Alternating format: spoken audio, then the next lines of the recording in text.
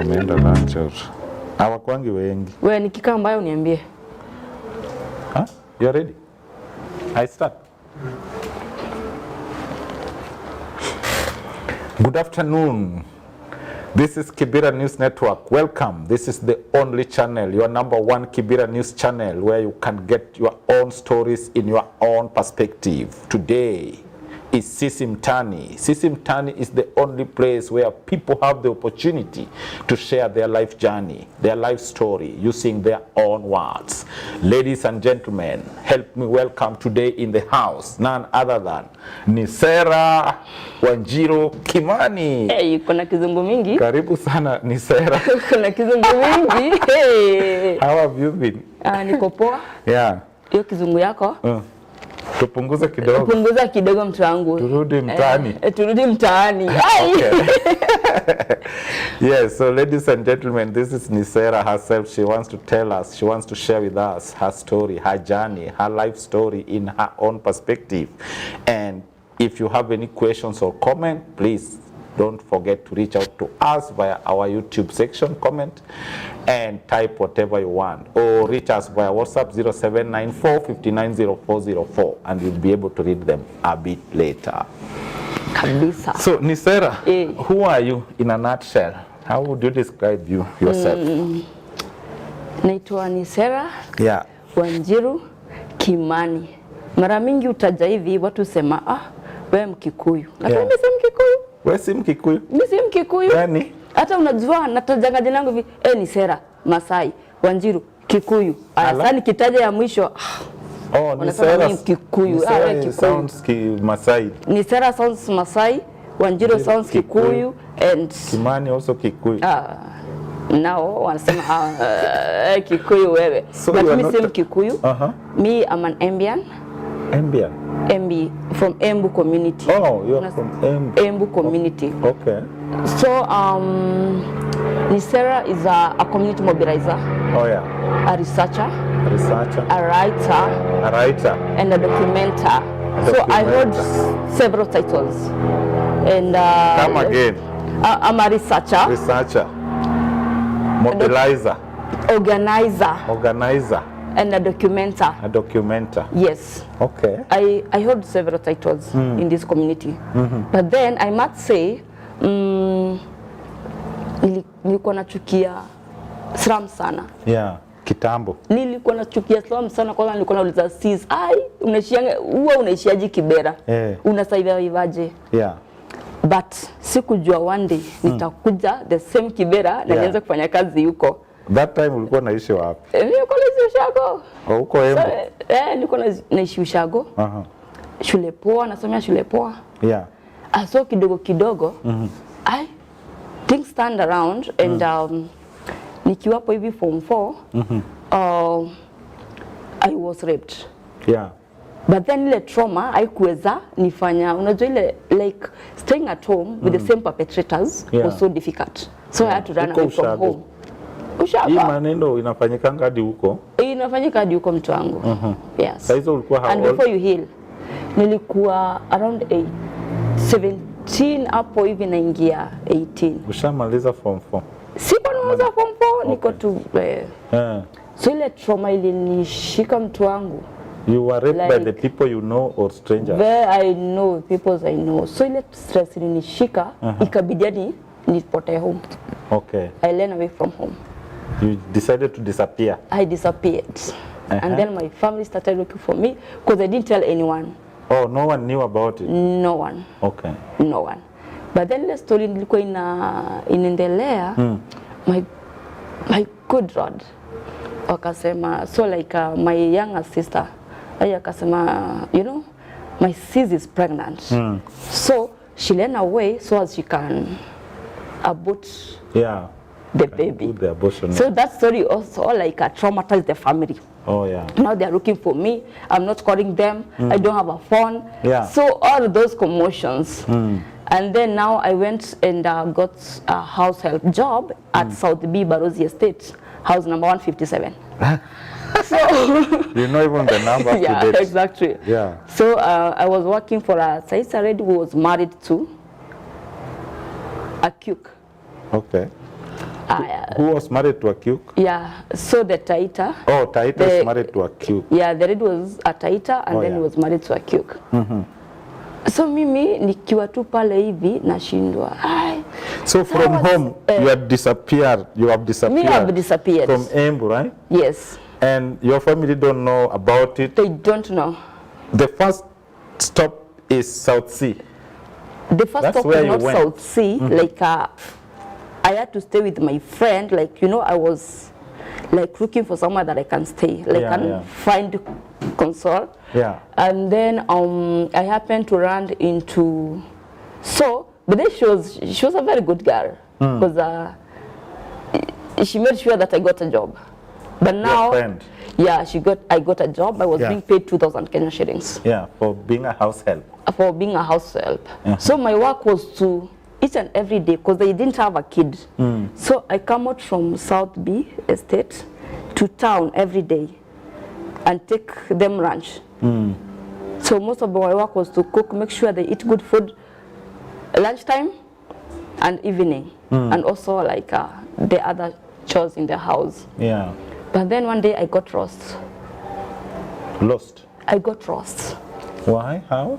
So I'm coming from town because the office was at River Road.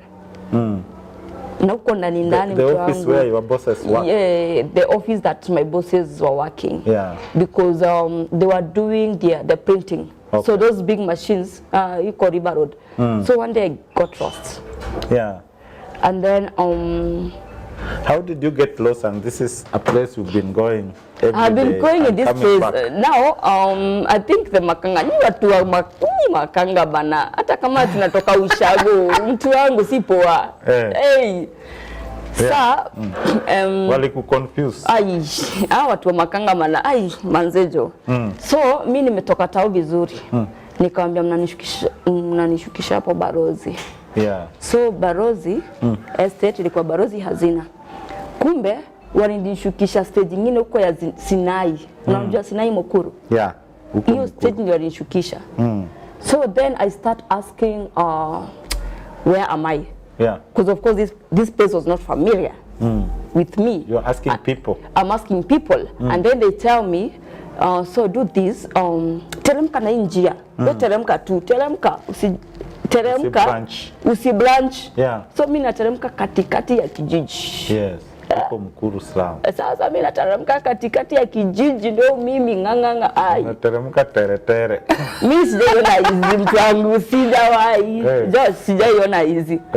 Ati watu wanauzia kwa barabara, watoini wengi, yani naona kitu different. Slum imechrome. Naona kitu different. Tu nyumba ni tu mabati. Sijaiona kitu kama hiyo. Okay. And?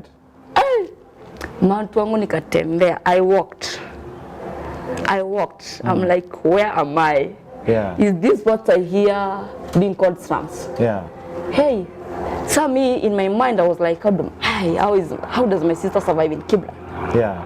That time your sister was in Kibra? Yeah, I was in Kibra in Soweto. Yeah, Soweto East or West? Soweto West. Okay. So I didn't know, like, you know, I wasn't following because me I hated slum so much. Yeah. So me manze nikatembea hadi sana nikafika kwa Rami. Lakini I had to walk again. So kabla nifike kwa nyumba najiuliza. You eventually found your way back? I found my way back but after a long walking and struggling. Struggle. Yeah. Struggle ilikuwa big. So me nikaenda home. Then it happens again, the same place catches fire. Oh yeah. And then this girl, yes, hapo Mukuru. And then kuna this the sister's boss. Tulikuwa tunakaa na yeye. So ananiambia, twende tukaone. Mimi naenda the same place. Imeshika moto. Ilinishika hiyo kitu by the way, ilinishika nikasema, ante sister yangu anakaaje? Kani sister yangu. Hivi ndio watu huishi. Ati nyumba. Sasa mimi nikimagine nyumba yetu yenye tunakaa ni juu na chini. Yeah. Kila mtu ana bedroom yake. Yeah. Kuna master bedroom, kuna yani you see such kind of things. You've never seen this kind of low class life? Sikuwahi. Sasa bado niko young, Nairobi. but though I'm still struggling with the trauma. Yeah. But then after 6 months, because I didn't stay for long, I decided to come to Kibera. Yeah, from to your visit my birthplace. sister. To visit. No, that one was in the middle of the 6 months. So I decided to come to Kibera. One of these weekends. So I come to Kibera, and so everyone is shocked to see me. Where have you been? Oh yeah. Because I called, so I bought my first Kamwezi because I needed to connect to people, but I knew my sister's number of head. So I came, hey, like some, they're like shouts. Hey. You know, they are crying, literally they are crying. Yeah. It's your and sister. My brother shed tears. Of which your brother was staying with your sis that time? Now they, you know, they came now. Wameitana. Ndio huyu Nicera amekuja. You know, my brother is crying, and that thing hurts me. Crying. Ushaikelewa kitu yani ujaifanya. Mse analia yani machozi, unasema gai, ni watu mnajua sikuwa na ball. Ni mnasema vitu gani? So ati wanalia huku sijui nini. Ai, mimi akiwalai.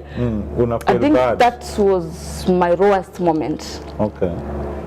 Now when I add to the experience back at home, I think it's killed me, and it killed my spirit. Okay. It demoralized me. And I think that's when I started the struggle of battling with my inner self, like trying to understand who am I, and what do I want in life. But then I never got what I want in life during that particular time. And to heal, yeah. And I never healed. By the way, the more I thought about it, the more it hurt me. The more it was traumatizing me. Did they report you are missing to the police? Yeah, they did. Of course they knew. Of course they had the vague information. Oh yeah. So they okay, ni sawa tu atarudi. Yeah, atarudi tu. So I come back, and then I now start struggling. So after 6 months I decide, okay, I'm not going back to my job. I'm not going back. And then me not going back means that I'm not going back to the village. Yeah. And also I have to like now look for somewhere to stay, and then I speak to my sis. I'm like, okay, please, okay, give me somewhere to stay. The one in Kibra? Yes, give me somewhere to stay. So, but now, luckily, can I remember really? Okay, just when I remember... Before post-election violence, 2007? Yeah, before post-election violence. Okay. So now, I have to like, now back to my sis. Okay, please, nipe mali ya kuishi. Mi sirudi ushago. Mi sirudi. Sirudi. So ananisho akaniambia okay, ni sawa. Nibare niambia kama basi nipe kazi ya hao basi. Sasa unajua. Nikamwambia tu nipe tu kazi ya hao hapo kwake ama elsewhere. Hapo kwako tu. Hapo tu kwako, mimi ndio nataka tu job. Unataka kufanyia sister yako kwake. Sasa mimi nitadu. Na unaishi na yeye. Sitaki kurudi pale hivi kuzui msee. Bado niko na kama niko na wanaume na perpetrator. Oh yeah. Nikiona Josh perpetrator. Ukiona tu mwanaume hivi unajua tu ina click. Alafu sasa huyu mtu bwana yake alikuwa huyo bibi yake alikuwa anakuja rate. Sasa ingine stima inapotea. Ai, sasa hiyo pale mali ulikuwa unafanya job sasa mimi nikamwambia sis, ai hapana. Wewe nipe job. So ulikuwa unaogopa tu anaweza. Yaani nilikuwa naogopa mwanaume yoyote. Andapo ndio nilikuja nikaingia kwa ulevi non stop. Ala. So mi kwa sita yangu niko very hurry. Nikienda ushago nalewa. Nikiona father na ingia chini ya meza. Okay. Unajua walevi tu yani wakinini wanakanyanga. Ni walevi but utapata wamenikanyanga kichwa, sasa wengine mgongo. Kuzimeona father. Kumbe father siku moja kaniona. Hiyo ushatoka South Sea ukakuja kwa sasa mimi naishi sasa mimi sasa narudi ushago. Sasa nikirudi koze ile ndio nitoke na lewa. Na lewa mbaya. Sasa walevi si ni meza. Mimi nikiingia chini ya meza. Sasa unajua washalewa. Sasa nikanyangwe kichwa, nikanyangwe mgongo. Siku moja baada akaniona. My friend, nilipigwa msomo na sister yangu. Akanipiga msomo. hapa kwangu utakaa. Hey. Kama hii ndio tabia yako. Hey. Unataka kuniaibisha. Unaniaibisha. Unaniaibisha. Madhako pia alikuwa. Si mother yuko bado. Mother yuko. Na but sasa unajua nile najaribu ku heal through pombe, basi na mtu wa kuongeresha. Mimi kulikuwa na wakati singeweza hata simama mbele ya watu. Ukisimama hivi una hata siwezi sema jina yangu, hata siwezi sema jina yangu iishe. Hiyo trauma bado inatusumbua. Inanisumbua. Au kwaipata like counseling or something? Sasa sikiza nikwambie. So afterwards ndio nikapata na Jena Nyango. Okay. Na pia nasemanga thanks to Jena Nyango. So alikuwa na organization, but then he had this program of young women. And then I became part of it. Okay. And then through becoming part of it, okay, I could hear people telling their stories, but then I was not strong enough to share my story. Yeah. And then later I came and met with Sami Gadhi from Eden, East Africa. But then now this one like I built my confidence, story by story. And then now it is later that I come to meet many people until I met Celine Korir and John Okanga, who now became like my parents. Celine Korir. Yeah, Celine Korir, CHF. And that's when I was referred to a mentor hearing and counseling. Because now it was hitting me so much. Because I remember there was a time even I went to Madara Mentor Hospital. And, alone or someone took you? I couldn't go alone because I was so ill. I felt ill. Yeah, terribly ill. Unastuka. Nilikuwa naanguka. Kwenda Kenyatta akasema niko na kifafa. Kidogo akaniambia utabidi uende Madara Mental Hospital. And it was during that time that nilipoteza memory. I lost memory. You lost your memory? I lost Ukiwa my Madare memory. Mental Hospital? So I didn't stay in Madare, but now the medication that I was getting. Oh yeah.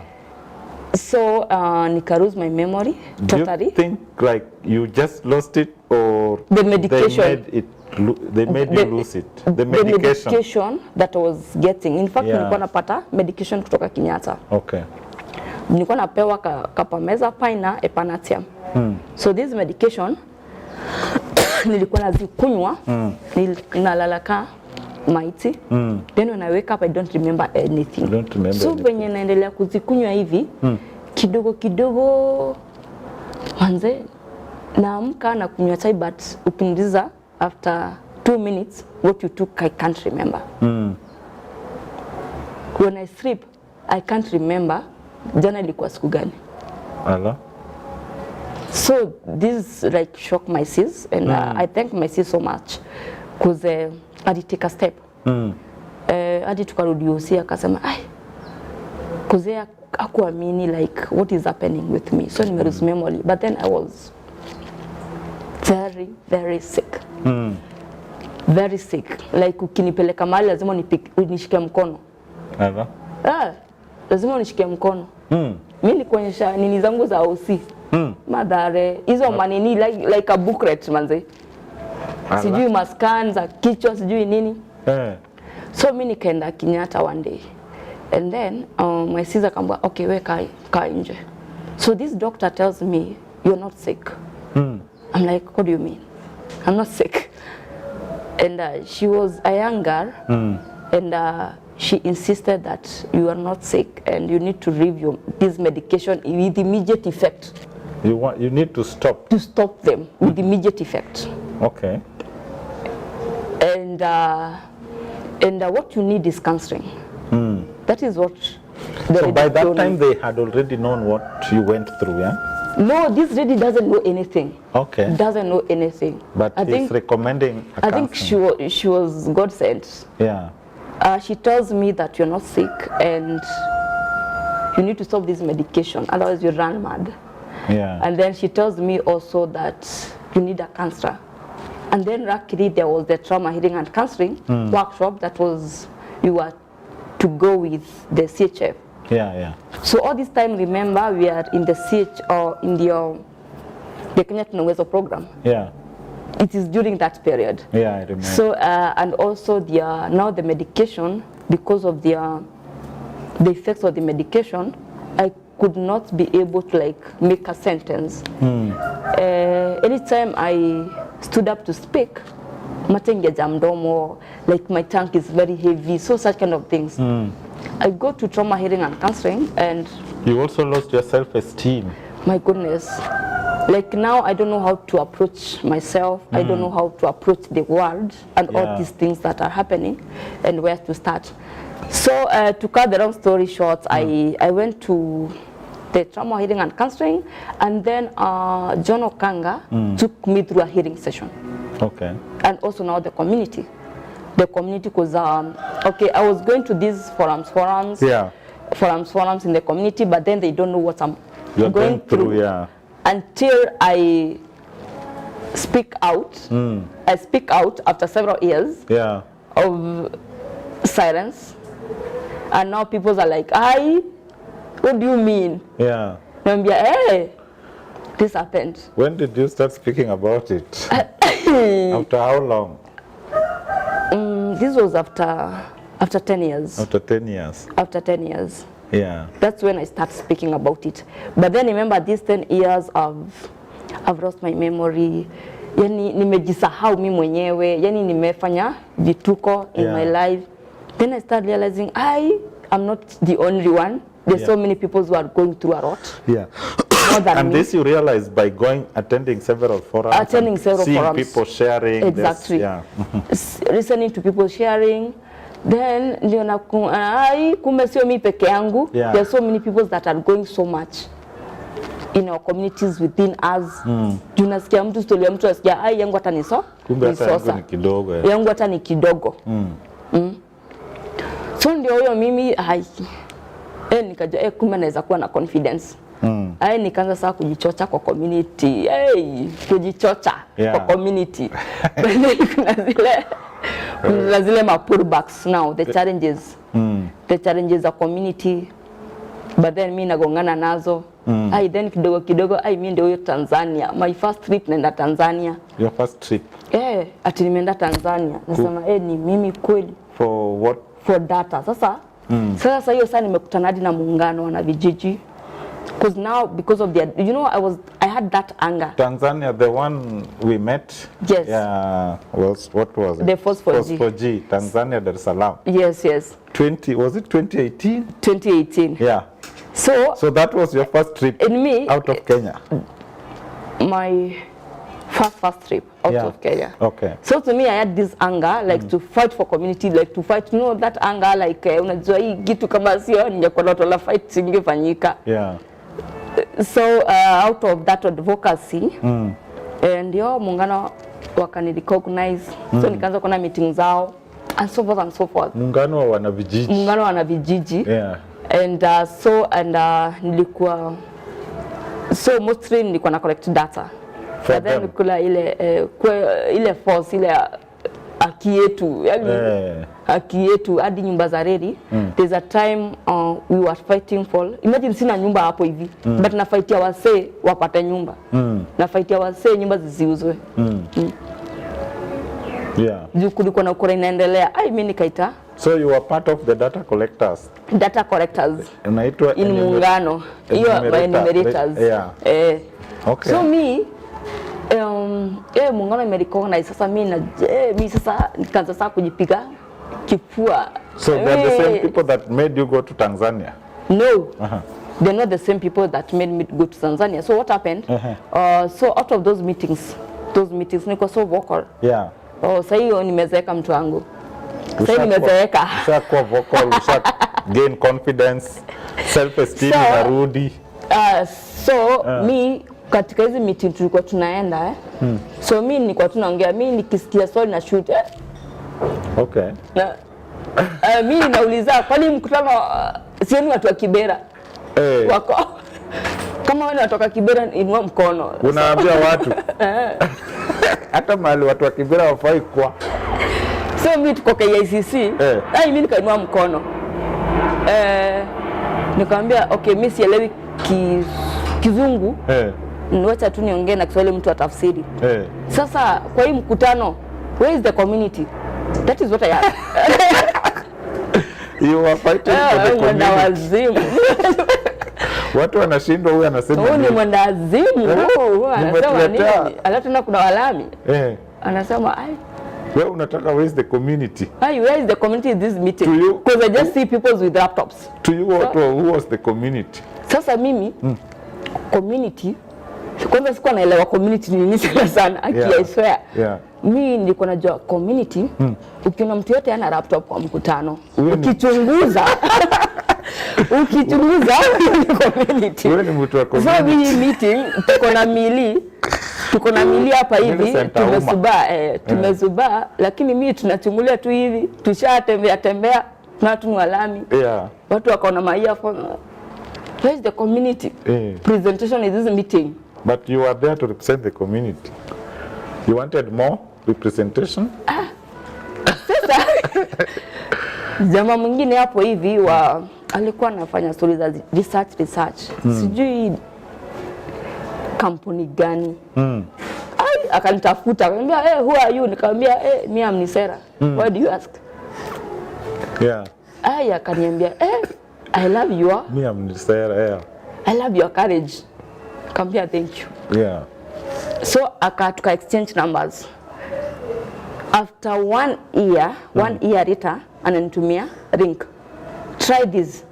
Okay. Mimi nika try. Si hizi community unajaribingi tu na vitu. What was the link about? The link was about the Force for G. Okay. Attending the Force for G. This is a guy you met in KCC. Yes.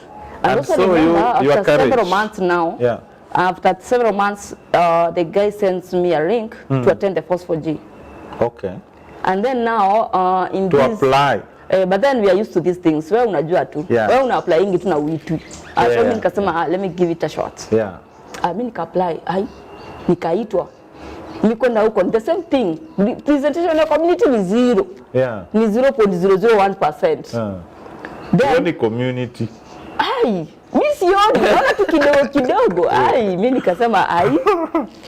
nikasema isipoa. Nikatafuta na president, huyo president wa Force 4G. Nikamwambia kumbona huku au kuleta community kwa hii forum. Hujaleta community kwa hii forum. Then the president was, what was his name by that? Then was it Caesar or who? I remember the vice president. The president. I met the president. And also now something that irritated me the most was that this professor, and I'm sorry to speak about this professor was presenting about Kibera. Okay. In a forum, and then it was a very different map. The way you know Kibera and the way you left it when you were going to Tanzania. And then the things that you're seeing in the laptop. You find someone. I was like, I know. This is not us. This is not us. And I shot a question in that forum. And then people were like, so who is this? There is a Kibera person here. Who is this? And then people started following me. So I went, I met the president. I raised my concerns, and funny enough, I've been in each and every Force 4G. They've never failed to accept my application. After the Tanzanian one? They've never failed to accept my application. You also went to Romania. I met you in Romania. Of course I went to Romania. Bucharest. Bucharest. That was nice, I went to Bucharest, and that's when I realized that it is not Africa alone. It is not Africa alone where we have less privileged people. And even in the Western, we have less privileged people. And and then it taught me a lot. The trip to Bucharest taught me a lot. Because so the Tanzanian one opened your ways to others, it opened my ways, and I thank the Force 4G because they've never failed to accept my talk. And even this year, I'm having a talk, but they didn't give me the funding. The funding to go to Italy. You're not going to Italy? I'm not going to Italy. But the last year when you were the keynote speaker. But exactly. Online because of COVID. You can imagine COVID. COVID. It was supposed to be in where? Was it Canada or where? In Canada. No, not Canada. In Where is Messi coming from, Steve? Argentina. Yeah, by the way, we were supposed to go to Canada. Yeah, there was a one. There's that on my talk. Oh, there was one for Canada. For Canada, yes. That one also bounced because of COVID. Exactly. And then the following one was in Argentina. Bounced. So I was the keynote speaker, and then now this one. Yeah. I'm also going to talk. You are going to talk online? Yes, I have to because I didn't get the funding. You didn't get the Unless travel you give me grant? the funding. You didn't get the... Imagine I didn't get. Oh, both from Phospho-G and Hot were also giving travel. No, I didn't apply. Oh, okay. Unless you give me the funding to go to Italy. No, I'm also not going. Aye. Too bad. Yeah, Too but bad. I still don't know. I may or may not. I still don't know. But Zach is going. Anyway, Okay. So it opened your ways. You found yourself in Bucharest. You Exactly, did a and keynote also- speaker. Imagine, and also it also opened my way to understand that there's so much that is happening in our communities that we ourselves can solve these problems, and that's why I came up with I founded the Community Mappers, an organization that is doing so much in capacity building the communities around data. Because Josh will agree with me, in this Kibra, it's a place whereby, and not just in Kibra, Madare, Mukuru, Soweto, each and every day there are people who are doing research. Yeah. But then these researchers, they don't mind the kind of information they get. Is it true or not true? So for us, what we are doing is to capacity build communities to tell them, please give the correct data. Yeah. Don't write to these researchers. Yeah. Because this is the information. Don't lie to researchers. Don't write to them. Oh, because some people lie to researchers. Yeah, some people, when you ask questions a lot of time, what did you eat yesterday? Yeah. Where do you go to the toilet? Yeah. Like you get fed up. Oh, yeah. You are like, where is this information going to? How is it helping me? Yeah. So you're like, Let me just give in the information, so they don't care the kind of information, because now you won't verify if it is true or not. Yeah. So Community Mappers tries to bridge that gap. To bridge that gap between the researchers and now the community. Yeah. So that community can give the accurate information. Data. Okay. Yeah, and also we have... But you also collect data? Yeah, we also collect data. We have done now four projects. 4 projects. In our community, and we are seeing a huge difference. Okay. Yeah, a huge difference what around kind of projects have you done? We've done a trash study research. Okay. We did a research. A trash study? Trash study. Trash. Garbage. Study. Yeah, the garbage research. So we did a research about crime. Yeah, also crime. We did a research about the effects of COVID-19. And that's the impact. In Kibra? In Kibra, yes. So some research we've done in other communities as well. Okay. And now we are now the first people to test a new toolkit, the party map toolkit. Oh, party map. Yeah, the party map. Okay. Yeah. And what have you been using before the party map? We've been using the ODK, of course. The ODK, the COBOL, correct. Okay. There's the one we did with Survey Hero. And also, we've been working with students from outside the country. Yeah. To do what? To collect data. They're doing their thesis. When they're doing their thesis, they're like, okay, so you help them on the ground? Yes. You help them virtually? Yeah, we help them virtually because they can't travel. Okay. Yes. So you collect data and then you link up? Yes. Okay. Yeah. But they also ask you what kind of data they're looking for? Exactly. Okay. Exactly. Wow. This is interesting. But I've also had something like data colonialism. What does that mean? Data colonialism, yeah. Okay, data colonialism is, okay, in the field of data, you find that, like for example, what I'm talking about. Yeah. So there's a lot of data which is being collected. Yeah. And it is lying somewhere.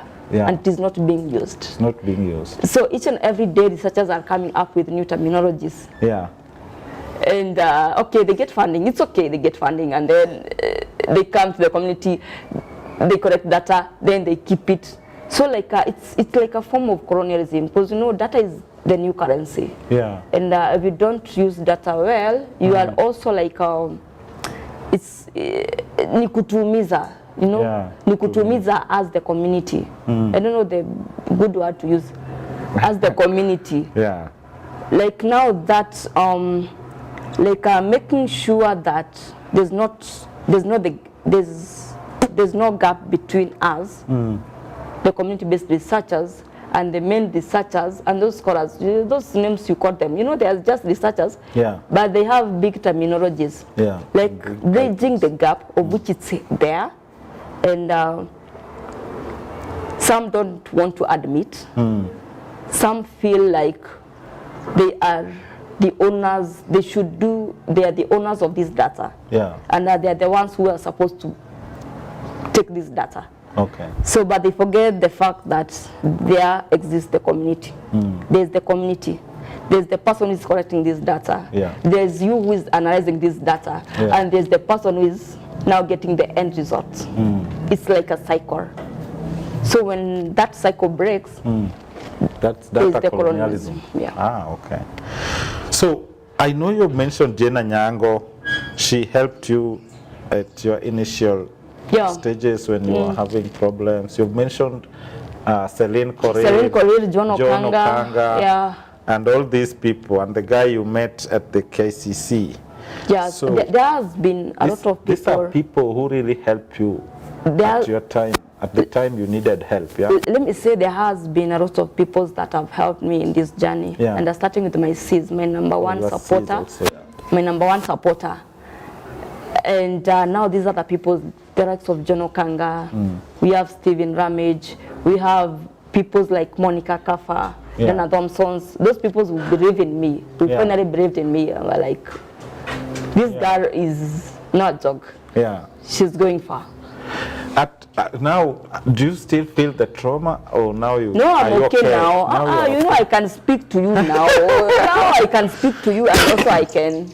At what point did you feel now I'm okay? Now I've managed, I've overcome trauma and all this. Now I feel like I'm the Nicera I want to be.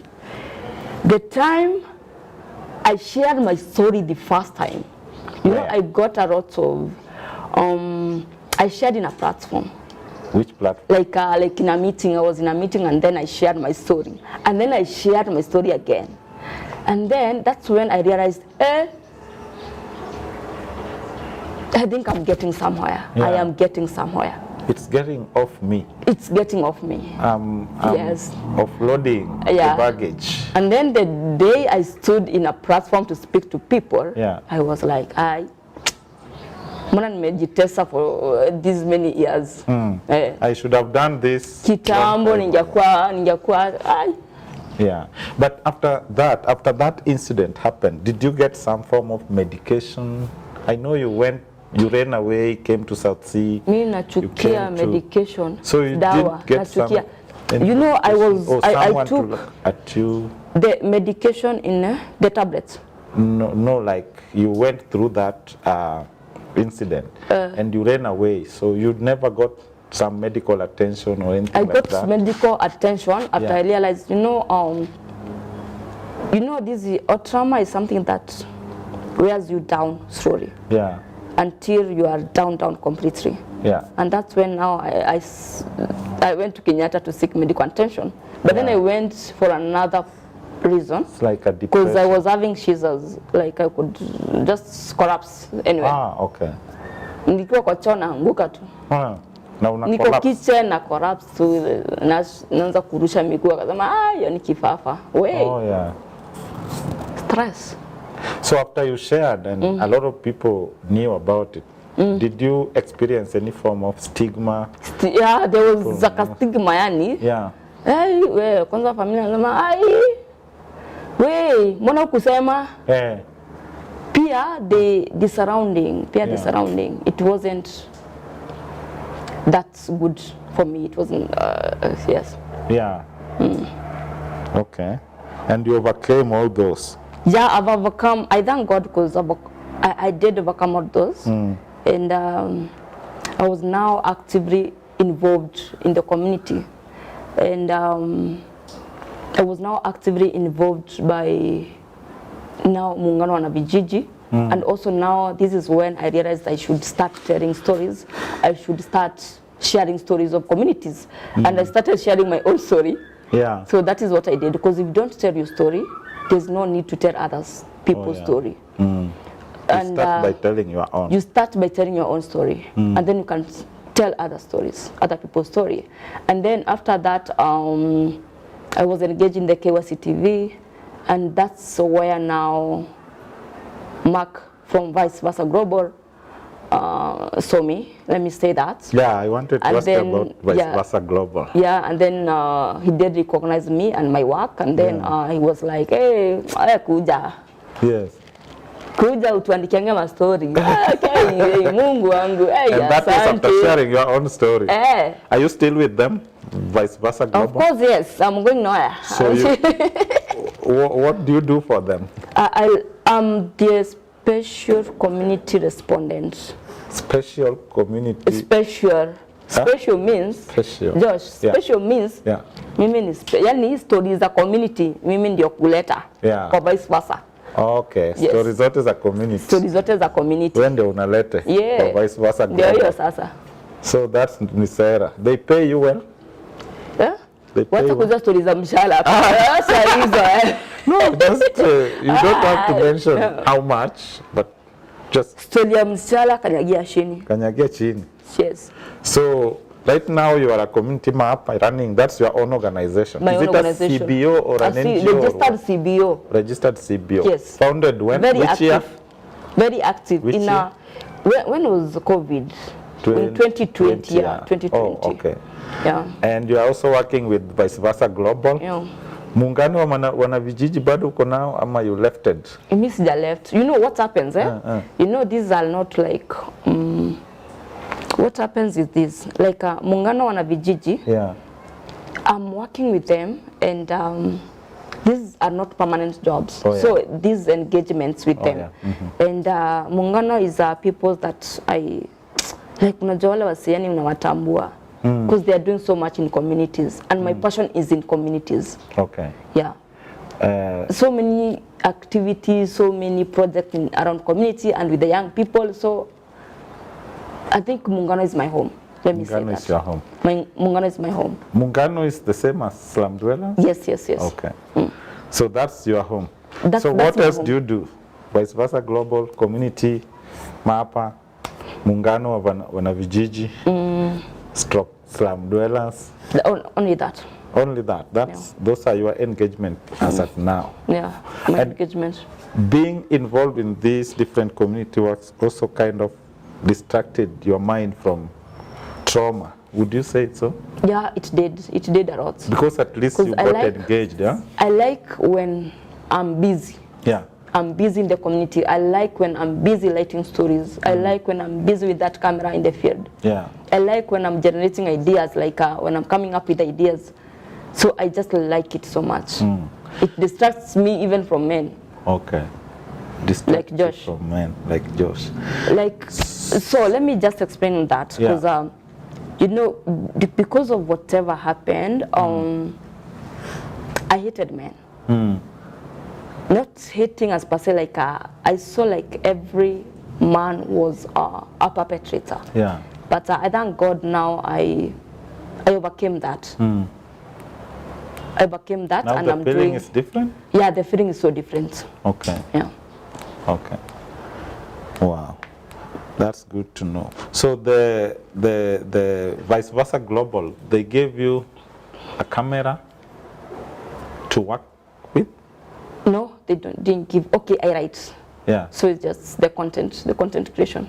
Okay. Like sometimes you don't need to. I saw you sometimes like doing some trainings with camera and journalism, stuff like that. Okay, I do that kind of training. That was a different project. I do that kind of training, yes. Yeah. You train people, or you? I train people. Okay. I train people journalism. Yeah. I train people how to generate content. Okay. Yeah. Ah. So mostly my work in Vice Versa is articles. And before you started training people, who trained you? I was trained by Muungano. That's why I'm telling you Muungano is my home. Muungano also Through trained KYC you TV all by this? James Taylor. Through? By James Taylor. That is the person who trained us. Oh, okay. Yeah. So through a project called Prayasam. Oh. They know your city TV kind of, yeah. So they are the people who trained us. So it is because of them that now came to realize, okay, I can write. Yeah. You realized your Hiyo potential. kizungu ndogo. Yeah. Hiyo kizungu ndogo ndogo. So I realized, okay, I can do this. I can do ABCD. Yeah. So are you the only one who is doing this for Vice Versa Global? Or? No, we are many. We have also the Ugandans. We have people from Ghana. Ah, okay. But I mean here. We have others. We have Cynthia. We also have Eunice, Okay. who is now the boss. Ah, Yeah. I see. Wow, Steve, do we have anyone talking? Ladies and gentlemen, the show is getting hot in here. Nicera is telling us her own stories in her own words, sharing her experience, what she has gone through, and how she has managed to overcome it. You can only find this in Sisi Mtani, Kibera News Network, your #1 Kibera News channel. If there is no one talking, we can proceed. So I'm sorry to go back to this painful topic, but I know it's sometimes nice to open up and to share so that it runs away. But it's bad also. It's also bad, yeah. Yes. Because it triggers. It opens bad, some wounds. the new wounds. It opens some wounds. Yeah. And then if you have a boyfriend and you didn't say it, the boyfriend runs away. Oh, now do you Yes. have a boyfriend? Boyfriend? To take where? I don't know. Hey. You have one. No. Or that being anti-man is still there, like seeing everything. No, I don't have a boyfriend. Yeah. Currently, I don't have a boyfriend. Yeah. But you never know. You never know. You never know. Okay. I have a boyfriend. You ask boyfriend? Yeah. Boyfriends, I have many. I have none. Are you dating? No, I'm not dating. You're not dating. Yeah. Okay. Is it something you would consider or not yet?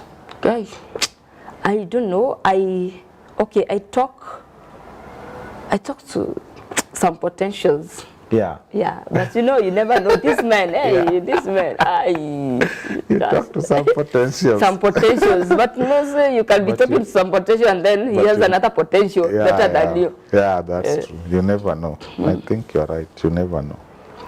Okay. Yeah. So, so that has been your journey, and so you didn't tell me, how did you move from your C's to where to be alone or to live alone, or are you still staying with your sister? Now that's another story. Yeah. You see, now you are just staying with your C's and you don't have some Cash, money. don't have. Yeah. But then now with these opportunities, now you start like earning, and then your account is M-Pesa. Then you graduate to M-Shwari. Yeah. Then you are like, wacha nifungue account. Yeah. So mi nafungua account. So like, but then my sister tumekana yeye sana. And then sasa it came a time niko I need some privacy. And then kidogo nyumba ikatoka hapo hivi akaniambia so sorry. Yeah. So yes. And now And where was you? That was in Soweto. not in Soweto now. Luckily nikikuja alikuwa saa amehamia Fort Jesus. Okay. Yeah. Oh. Fort Jesus. So from there you decided to move to your own space. Yes. And that's where you are now. Yeah. Yeah. Okay. Wow, interesting. You lost your dad sometimes, right? Yeah, I did lose my dad of cancer. Oh, it was Cancer is killing a lot of people. Yeah. And when we lost our dad, it's a sad story because I think my dad was like my support system. Yeah. At home. And when he started airing, I was in Nairobi. And that is the person that I could go home and is like, mtoto wangu, Yeah. usijali, don't worry, Yeah. utapata kazi. You see that person that Encourages is just you. there for you. No matter He what. encourages you. He speaks to you like your own. You feel the ownership. You feel I have someone that cares for me. Yeah. And then anaanza kugonjeka kidogo. He can't talk. So unaenda kumuona ako hapo, you just talk you just talk to him, but for him he can't talk. Okay. Alafu tena unajaza hospitali za ushago. Kabla wajue ni cancer. Ishamkula. Too late. It's too late. Okay. It's too late. So is that also part of one of your lowest moments in life? Manze, father kukufa, ilini hit sana. Okay. You know, I have some of my worst moments, and I can say that is one of them. Okay. Because like for 5 years, yani ilikuwa inafika Father's Day inaniuma. Oh yeah. Unaona watu wanapost. Nikiona watu wakipost mababa zao kwa inaniuma. Yeah. Inaniuma. Sasa mimi ni mtu mkubwa. So inaniuma tu yani nikasema wa. I wish he was still alive. I wish to angekuwa. I wish angekuwa. Yani hiyo alikuwa so close to me. Okay. Wow. Are you a feminist? A feminist? Yeah, I am. I don't know why you asked that, but you know I am a feminist. You know I am one. Okay. I am a feminist activist. Yeah. Yeah, all those things. Hata ukiangalia kwa gazeti. Ukienda kwa gazeti ya Nation, hautanikosa. You are always there. Speaking about feminism. I'm not always there speaking about hii barabara haki yetu. Oh yeah. Kuna wakati sikuwa nakosa. Okay. Wow. Kwa barabara. So as a feminist, what do you believe in regards to men versus women? I think feminists watu wanaichukulia vibaya. Yeah. And kuna watu wanafikiria ati feminists ati mafeminists hawaolewi. Tunaolewa. Kuna watu wanafikiria ati mafeminists wanapiga mabwana zao. Si hatuwapigi. Ni vile tu we have to like fight for our rights. You are right, your space. Our space. Nikikuja kwa nyumba, wewe kupika, ukipika hiyo si hatia. Ama ukifua nguo si hatia. Hakuna kazi iliandikwa ati unajua Josh anafaa kufanya ABCD. Ati na mimi nafaa kufanya hizo vitu zote. Si wote tunaleta kwa meza. Okay. So that's feminism and you are a feminist. Yani ile tu believe I think the equality. The equality thing. The equality yani but hiyo mnasema ati tunachapa hatuchapi. Si tuko. Okay. Do you have some of the best moments also again? I know you've had a lot of... my best moments ziko mingi sana. Which one stands out for you? The trip to Romania. Oh, the trip to Romania. That was epic. The Bucharest one. That was epic. August 2019. And also as how did we meet there really? Did we even know we were going? You know, it's sad that we work in the same environment, but we don't know each other. We just bumped into ourselves. We just bumped to each other. And where you do come from? I'm from Kibra. Me too, I'm from Kibra, and we don't know each other. No, in Romania, so, we already knew each other. We already knew each other. But then in Tanzania, we didn't know each other. You remember? Oh yeah. Yeah, we didn't know each other. So that was one, and also now having our own organization. Okay, those are your best moments. Yeah, like the now. The Romania trip and your own organization, like, community mappers. Like getting our own organization, and then those getting platforms to like speak. About my community. Okay. I think these are things that encourages me more, and also when you see your network is growing. And also the recognition you are getting even from the local administration. I think it's okay. How easy or how hard or easy was it to start your own organization, Community Mappers? I think it was hard because people don't understand. Did you get some good support? No, we didn't get some good support per se, especially from the BRAC and from Kibra. We didn't get. Okay. Because at times people are like, oh, mbona anaanza organization yake sijui nini isa ni ya nini anataka kwanza kula pesa. So the funniest thing, we got a lot of boost from outside Kenya. And more specifically from Dana Thompson's. Okay. He's the lady that worked with us. Oh yeah. And made sure that the organization was up and running. Okay. And you've been able to get some good funding? Not per se. Okay. Yeah, with funding, there's no good funding. Oh, yeah. Because funding is specifically for Programs. Projects. So yeah. there's no good funding. Okay. So you can get 10,000. Yeah. For you, it's good funding. Someone is getting 10 million, it's good funding. Yeah. So for us, we are not yet there. Yeah, but you've done some projects here and there. Yeah, we have done some projects here and there. Okay. Not much, but we're still struggling. We are still looking for networks. We are still looking for partners. We are still looking for people to work with and to work with us. So we are trying, but yeah. You went to Abu Dhabi? Yes. Tell me about that. The UAE, yeah, we went for the World Urban Forum. Yeah. It was good. Yeah. So I was a speaker at Abu Dhabi. Yeah. So I was speaking in one forum, but then I ended up speaking in 4 different forums. You didn't plan to do that? Yeah, I didn't plan, but I'm always available and ready and flexible. I'm always flexible because the things that we talk about is about our communities. Yeah.